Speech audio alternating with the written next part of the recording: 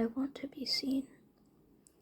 I want so badly to be recognized and known, not to be famous, but to relate to just one other person, one human being, even if they're silent, even if they never tell me.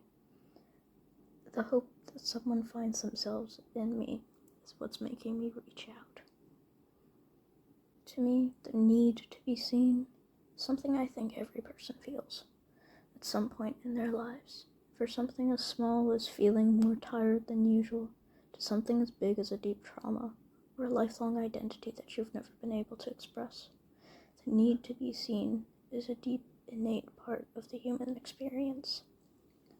Being seen, for me, is a fleeting, intimate moment after a lifetime of the desperation to feel connection that can deconstruct a person's entire worldview and change the course of their life.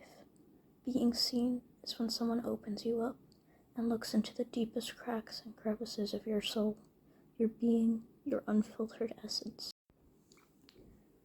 For an artist, any kind of artist, no matter how little you think about your work, there's a part of yourself out there now that people can see, that someone will learn about you from.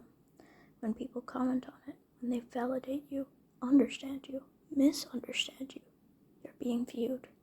But when someone really, truly recognizes what you're saying, writing, drawing, painting, even composing, when someone looks between those lines, that's when you're being seen.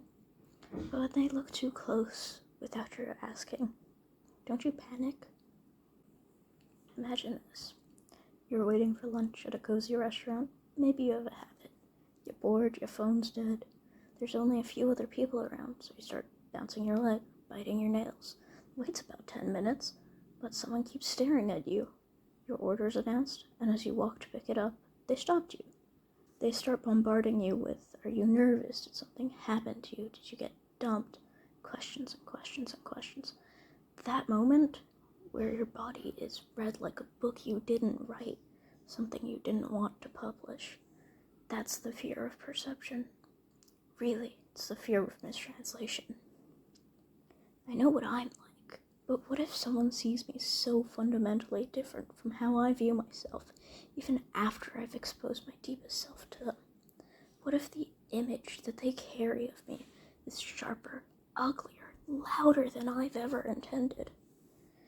I start to think about how my identity mutates the second it's observed, like a reflection in a warped mirror, in the same face but stretched, or the way a camera captures you mid-blink, freezing a version that you never meant to show.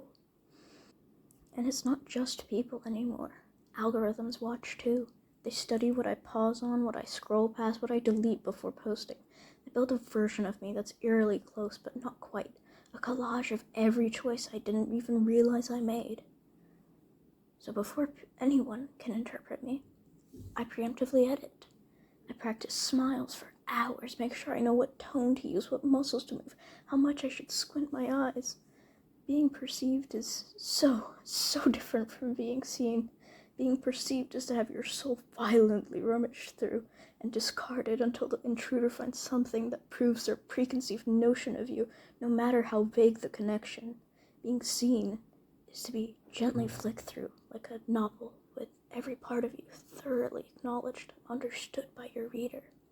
Being perceived leaves you lying on the ground, bleeding out as someone steals your heart and eats it whole. Being seen as you placed back on the bookshelf, ready to be read through and understood once more. I want to vanish, but I need people to notice I'm gone. How fun, huh? I want to be seen, but not perceived. I'm putting this out to the whole internet, and yet I'm only targeting a few people. Maybe only one. Maybe no one will see me. Maybe I'll just be perceived over and over with not one person who I've actually touched. Every act of expression exposes me, but how else will I be seen? I can't keep playing this bizarre double act of screaming for attention and hiding once I get it. Sometimes I think creation is the safest way to disappear. You can pour yourself into something until you're hollow and step back and say, that's not me, that's the art. But you know how it is. That's you, your blood, your soul, your entire being. And you hope someone recognizes you inside of it. And isolation feels safe because then no one can misread you. No one can flip to an important page and graffiti all over it if you put yourself in a safe. But if you keep the book locked, very few will try to open it, and those that do might tear your pages picking the lock. And then you start wondering which pain you prefer, being misunderstood or not giving yourself the chance to be understood at all. And maybe the scariest question isn't, what if they don't get me? Maybe it's, what if they do?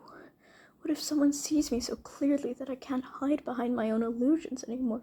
What if if being understood means being known in a way I can't control? That's the contradiction, the need to vanish, and the desperate hope someone notices the empty space I leave behind. Honestly, I've never really felt seen before.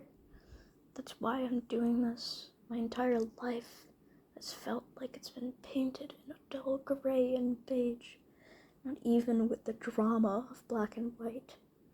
And I hope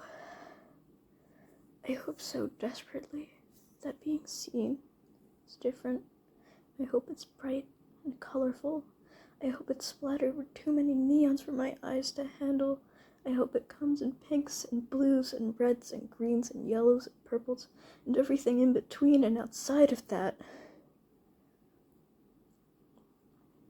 But I'm not going to be seen, and I know that much. But I try anyway. I want to be seen, not perceived.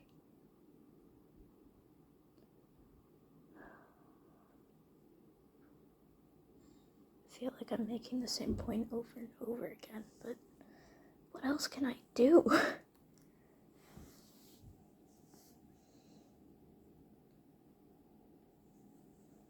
I think you can look now.